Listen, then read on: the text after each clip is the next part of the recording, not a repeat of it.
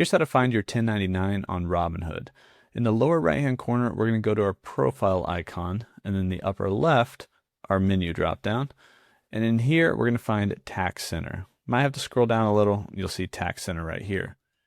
Once we open up Tax Center, you'll see the latest tax timeline as well as documents. And so you'll get an email when your 2024 documents are ready.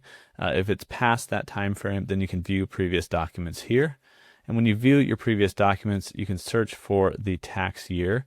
And so whether it's 2023, 22, doesn't matter. Once you're on that tax year, you're going to see in here the consolidated transactions, which is a CSV, like an Excel form. And then you also see a PDF, which is your 1099 form. And so if we go back, we can see previous years there, and we can actually see the 1099 that I don't have because I didn't have one for this last year. But if you had a 1099 for the current tax year, you'll see it right here as well. And so that is how you can find your 1099 form on Robinhood.